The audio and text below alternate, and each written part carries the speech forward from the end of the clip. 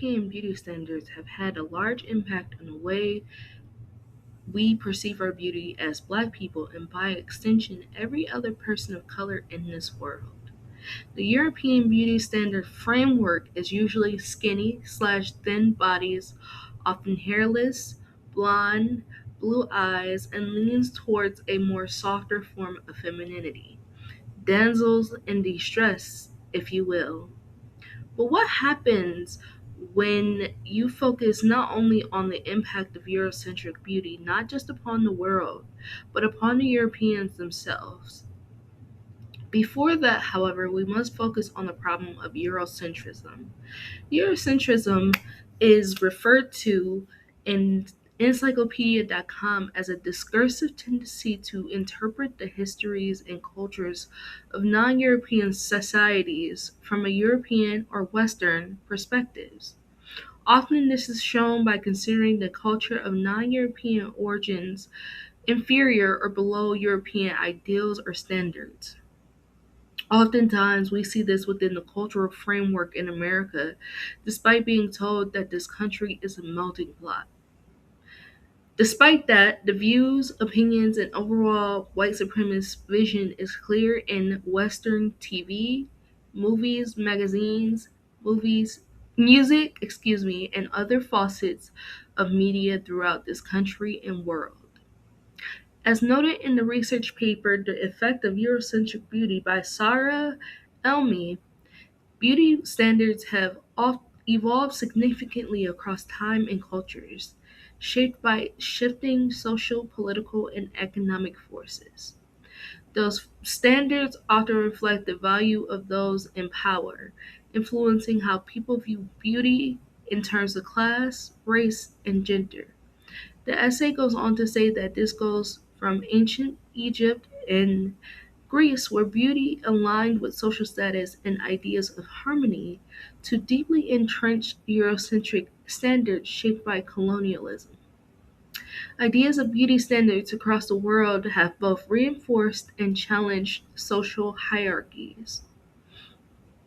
In a 2023 article by Zuri Wilson on the Daily Nexus titled Beauty and the Beast of Eurocentric Standards, the author Wilson takes notes of how, with the backlash of the Little Mermaid trailer starring Halle Bailey, shows that Eurocentrism continues to heavily influence how people perceive the media. She goes on to say that historically, Disney's animation styles have accentuated and popularized, these Eurocentric features, perpetuating the one-sided narratives as to what the standard for beauty is.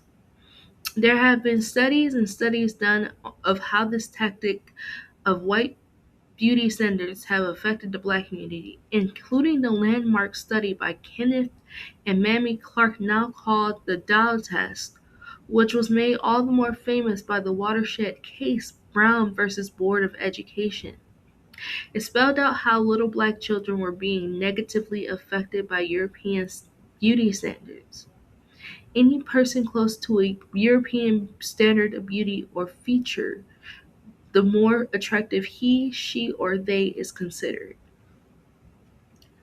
Going back to Elmi Sara's thesis paper, we find that around the Middle Ages, beauty standards were linked to religion and morality, and that pale skin was seen as a symbol of purity and innocence. This idea of whiteness as a symbol of moral superiority became more ingrained during this period and grew even stronger during the colonial era. And she quoted Jackson Lohman 2014. This particular Eurocentric way of thinking began to set during the Renaissance, where racial hierarchies also began to play a larger role in shaping beauty ideals. Light skin increasingly became a sign of wealth and privilege, as it suggested that a person did not have to work outdoors. Sarah then goes on to say this association between light skin and higher social status became a common theme in beauty standards across many cultures and time periods. It laid the groundwork for the global spread of Eurocentric beauty ideals, in which prioritized European features and marginalized non European ones, and was quoted from Carter in 2019. I would like to step in for a moment and give my experience growing up in this Eurocentric world. I do not in any way fit the European beauty standards, as I lean more towards having darker skin. I am shorter and I am also fatter as well. My sister is, on the other hand, lighter skin, taller, straighter hair, and has more ambiguous features. This is no hate or feelings of jealousy towards my sister, but merely pointing out how people compared us in our early childhood, always remarking that my sister was the better looking of us two. This gave me a feeling of self loathing about my looks and has been something that has formed into body dysmorphia about both my looks and my body. The Eurocentric beauty standard has haunted me and every black girl who's never fit into it, even intergenerationally. The detrimental effects of these on black women is a societal issue that often goes unaddressed on a multi system level. Black women today are subjected to incessant messages about European ideals of beauty through family, peers, partners, the media, and larger society. This essay by Susan L. Bryant, titled The Beauty Ideal: The Effects of European Standards of Beauty on Black Women, goes on to say that as a result of the internalization of racialization of beauty standards, it can be turned into a lifelong intergenerational culture of self hatred, which was quoted originally by Hunter, 1998.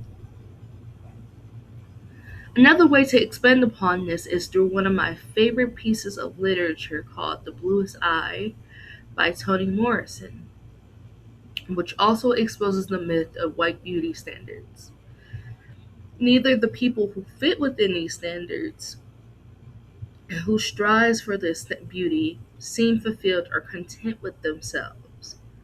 Piccola Breedlove is considered ugly with her dark skin, brown eyes, and woolly hair, especially by her mother Pauline Breedlove, who upholds white beauty standards in their households, and thus Piccola Breedlove herself upholds whiteness and fair skins because of the attacks she has faced for her looks and ultimately for her existence.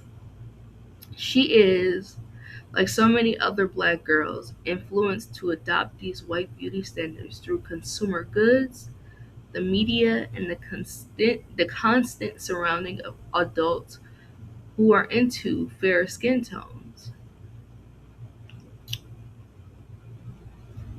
When focusing on a more general audience of people, read white or Europeans, we can focus on how even when with unrealistic standards they have pushed upon us gleefully the world without a single shed of remorse and continue to do so with practice and motion.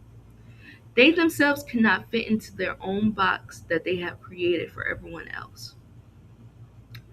I've seen and noted a lot of white women and men compare themselves to the trending white celebrities that they have tried to figure out how to get their bodies, hair, makeup, looks to be just like them.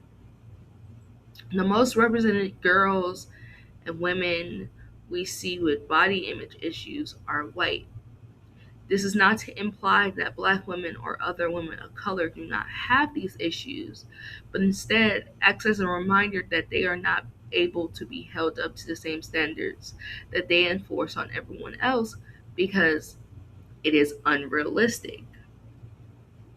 Because even with all the hair dyes, the diet cultures or fad diets, the filters, the surgeries, etc., it seems that the whiteness of beauty standards, the one in which we are inundated with in which we're supposed to uphold, in all actuality, isn't working for them.